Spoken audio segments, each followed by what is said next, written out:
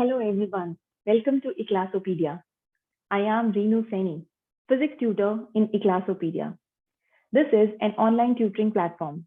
We cover all subjects and international K-12 curriculum, including IGCSE, IB, Cambridge, UK, US, GCSE, EdExcel, Singapore, and also coach for competitive exams like Olympiad, university entrance exams, and many.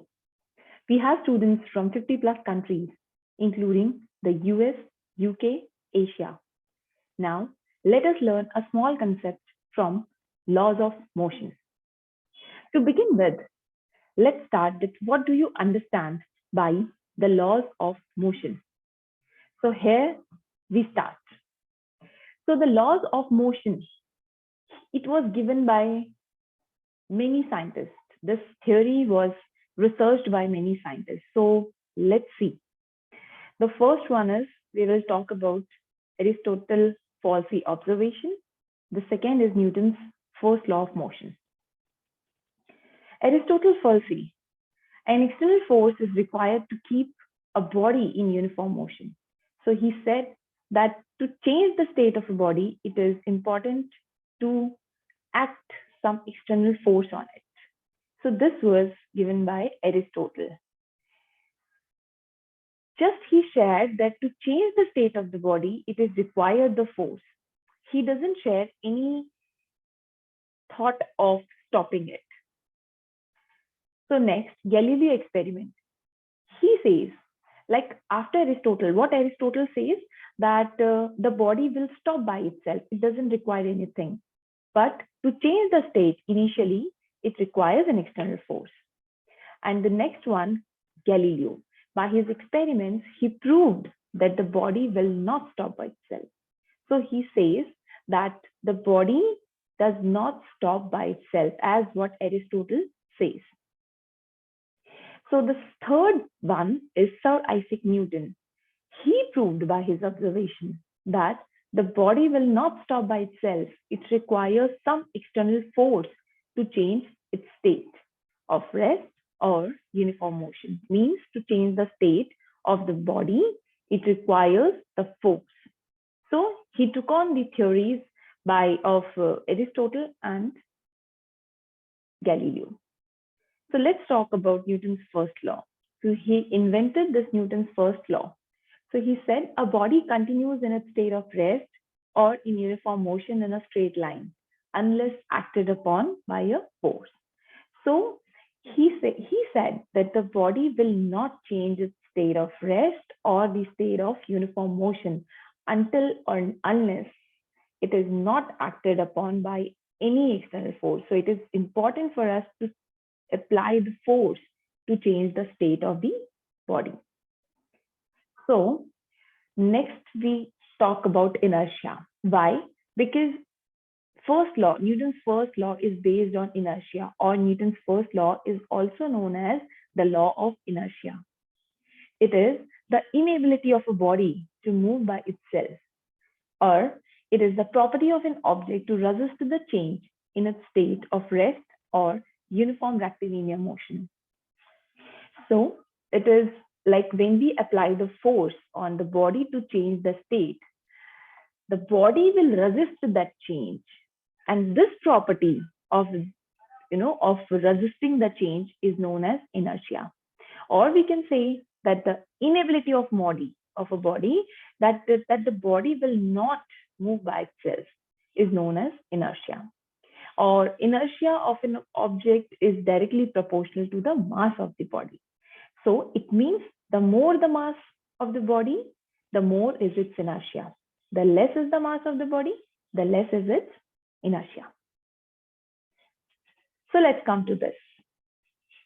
Types of inertia. There are three types of inertia.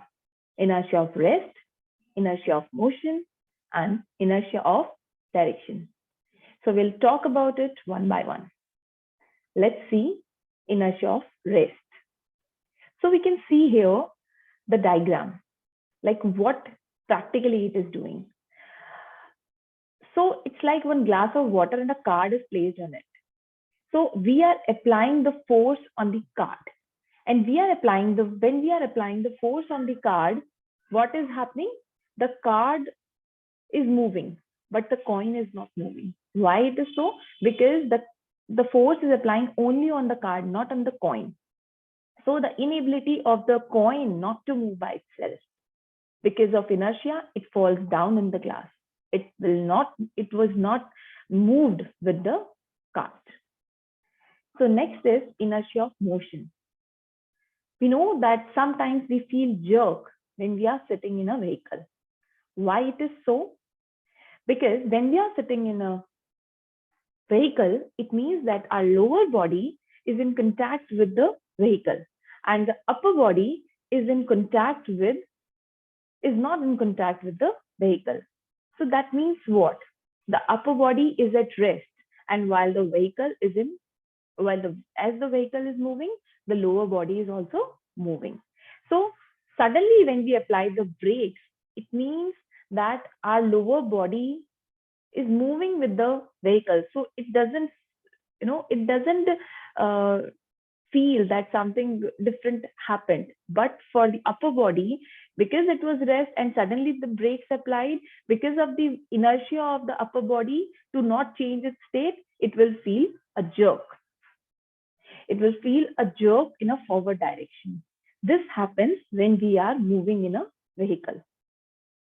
The third one is inertia of direction. So inertia of direction, we can say a radially outward force. We feel a radially outward force. The same thing, suppose we are moving in a vehicle. Again, the same concept, the lower body is in contact with the vehicle and the upper body is at rest. So when we are taking a circular turn, what happens? When we are taking a circular turn, our lower body is just moving with the vehicle, but upper body, because of inertia, not to change the direction, because of inertia, to be in a, to be in a straight line.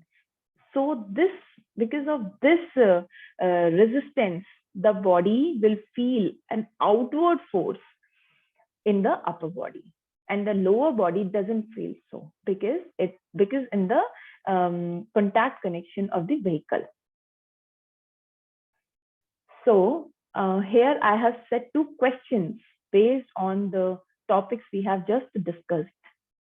So let's see these questions one by one. And if you know answers for these questions, please type your answers below in the comment section. So the questions are, why does a rider on horseback fall when the horse starts running all of a sudden? So please, if you know the answer, type in a comment box and answer the question. We have 4 options. Whatever you feel like, you can answer.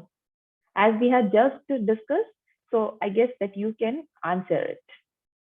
So the next question is, why do passengers in a moving train suddenly feel a jerk in the forward direction when the train stops abruptly? So this is also just we have discussed in our topics. So I hope that you can give the answers of this question too. So just type in a comment section and give the answer which you feel is the correct one. So if registrations are open for this course, for further query or assistance, please feel free to get in touch with our team member at this number. Also, you can register for this session through our website and the link given in the description box. Thank you so much.